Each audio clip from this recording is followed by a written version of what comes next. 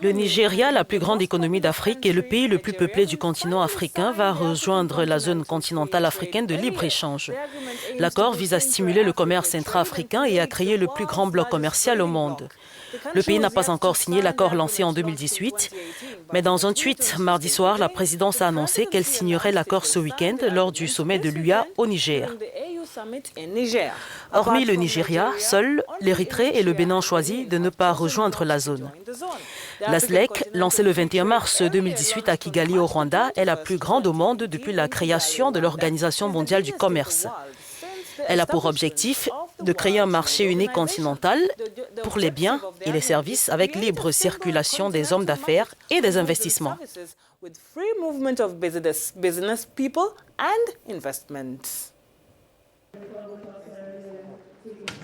Après plusieurs années de tergiversation, le Nigeria, la première économie du continent, a décidé d'adhérer à l'accord de libre-échange continental. L'information contenue dans un tweet de la présidence nigériane ce mardi précise que l'adhésion se fera lors du sommet extraordinaire de l'Union africaine ce week-end à Niamey, au Niger. L'Union africaine accueille favorablement cette initiative. Le commissaire de l'UA pour le commerce et l'industrie, Albert Mouchanga, dans un tweet, écrit « C'est un développement positif et important ». D'abord, aux avant-postes de l'intégration économique du continent, le Nigeria s'est subitement rétracté, devenant contre toute attente un fervent opposant au projet de zone de libre-échange continental. Peut-être que la récente récession économique a refroidi les ardeurs d'un pays qui s'est subitement enfermé dans un certain protectionnisme. Objectif, se prémunir de la contrebande, entre autres, afin de sauvegarder l'embryon de tissu industriel local. Avec la zone de libre-échange continentale, l'Union africaine pense que le commerce intra-africain, limité actuellement à près de 16%, devrait bondir à 60% d'ici 2022. Profondément marqué par la ruine de son industrie textile suite aux accords de l'OMC au début des années 2000, le Nigeria est devenu un adepte du protectionnisme. Le président Muhammadu Buhari a toujours tenu à s'assurer que cette zone de libre-échange continentale n'allait pas ruiner les entreprises du pays. Il faut donc croire que les nombreuses consultations avec les fédérations syndicales ont fini par le convaincre. Et pour en parler plus en détail, nous sommes en ligne avec El Hadji Alioune Diouf, qui est professeur d'économie internationale à l'université Cheikh Anta Diop et à l'ENA de Dakar au Sénégal. Monsieur Diouf, merci de prendre le temps de répondre à nos questions ce matin. Et ma première question, justement, le Nigeria a longtemps hésité avant d'annoncer son adhésion à la zone de libre-échange continentale. Est-ce que c'est une bonne nouvelle pour cette initiative?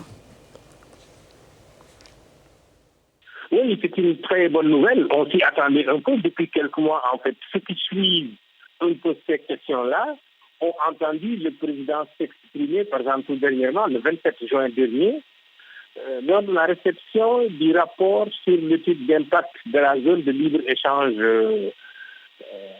en Afrique. Il a souhaité effectivement la réussite de la zone de libre-échange continentale africaine. Il n'est pas contre le libre-échange tant que le libre-échange était équitable. La signature du Nigeria est une bonne chose, en tout cas parce qu'elle représente plus de 70% du PIB de l'Afrique de l'Ouest. Donc si un seul pays ne participe pas à une zone de libre-échange, cela veut dire que la zone en Afrique de l'Ouest ne signifierait pas grand-chose. El Hadji, selon vous, qu'est-ce qui a poussé le Nigeria à changer d'avis? Et je pense que l'Union africaine a dû apporter les assurances nécessaires au Nigeria pour que le Nigeria accepte de signer. Dans la mesure où il y a ce qu'on appelle 10% de produits sensibles, et parmi ces 10% de produits sensibles, tout pays peut protéger certainement certaines de ces productions qui sont essentielles pour son développement. Et donc je pense que le Nigeria est rassuré sur cette question-là, et donc je comprends très bien que le Nigeria signe. Mais que le Nigeria signe ou que le Nigeria ne signe pas, au fond, ça n'a pas d'importance réelle. Ce qui va être important, c'est l'application de la zone de libre-échange. Est-ce que les pays africains vont accepter de baisser les droits de douane sur des produits qui concurrencent leurs produits intérieurs? C'est ça toute la question. C'est-à-dire qu'aujourd'hui, si vous étudiez les expériences d'intégration en Afrique, vous verrez que pratiquement partout, on ne respecte pas les règles comme il faut. Et pour finir, Monsieur Diouf, d'autres pays comme l'Érythrée ou le Bénin sont toujours réticents face à l'idée de cette ZLEC. Est-ce que l'adhésion de la première économie du continent peut les amener à changer d'avis? Oui, je pense que le Bénin comme l'Érythrée pourrait rejoindre dans cette zone parce que ce n'est pas des pays industriels. Je ne crois pas que ce soit des pays qui risqueraient grand-chose en signant un accord de libre-échange. Au contraire.